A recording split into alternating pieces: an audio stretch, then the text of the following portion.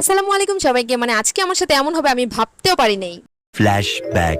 2 দিন ধরে যে টানা বৃষ্টি আসছে, এই বৃষ্টিতে ভিজে ভিজে আমার হাজব্যান্ড একাকার, আর একাকার হতে হতে আজকে একদম পুরো জ্বরই এসে পড়ছে। তো আমার হাজব্যান্ড বলতেছে যে আজকে ভাত খাবে না। তো হাজব্যান্ড খাবে না দেখে রাতে না খেলে তো পুরো অসুস্থ হয়ে যাবে। তাই ভাবলাম যে হাজব্যান্ডের জন্য কিছু ভর্তা ভাত করি আজকে। প্রতিদিন তো এক এক রকম খাবার খেতে খেতে একদম বোরিং হয়ে গেছে। তো আমি এখানে আলু ভর্তা, ডিম ভর্তা আর হচ্ছে পটলের চোকলা আর কি ছিকলা যেটাকে বলে বা চোকলা যেটাকে বলে ওই ভর্তাটা ছিল, এটা করছি। আর পেঁয়াজ মরিচ ভর্তা। তো আমি এখানে আলু ডিম সব এক এক করে হচ্ছে পেঁয়াজ মরিচ দিয়ে ভর্তা করতেছি। আলুটা হচ্ছে আমি ভর্তা করছি হচ্ছে ভাজা পেঁয়াজ দিয়ে, আর হচ্ছে ডিমটা করছি হচ্ছে কাঁচা পেঁয়াজ দিয়ে। তো আমার হাজব্যান্ডকে টানতেছি যে উঠো উঠো, সে উঠবেই না, নাছর বান্দা বলতেছে আজকে আমি খাবো না, আমার শরীর ভালো না। তো আমি যেহেতু ভর্তা ভাত করেছি তার উঠতেই হবে।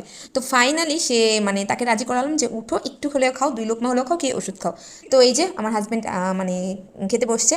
তো একটু একটু করে 1 লোকমা 2 লোকমা খেতে খেতে তার আর কি মুখে ভালো লাগছে ভর্তাটা। আর জ্বর টর হলে বেশিরভাগ আমাদের কাছে কিন্তু মাছ মাংস অনেক কিছু ভালো লাগে না, ভর্তাটাই বেশি ভালো লাগে। তো উনি খাইতেছে। আর আমি হচ্ছে এই ভর্তাগুলোর সাথে হচ্ছে দুপুরে রান্না করছিলাম হচ্ছে শুটকি সবজি দিয়ে, হচ্ছে পাতুরির মতো শুটকি যেটাকে বলে, এক এক জায়গায় এক এক রকম বলে, ওইটা রান্না করছি। তো এই যে ফাইনালি দেখেন আমার হাজব্যান্ড খেয়ে পুরো চেটে পুটে একদম বলতেছে এত মজা হয়েছে, না উঠলে আমি মিস করতাম। তো আমার হাজব্যান্ড আমার সাথে এমন করবে আমি ভাবতেও পারিনি।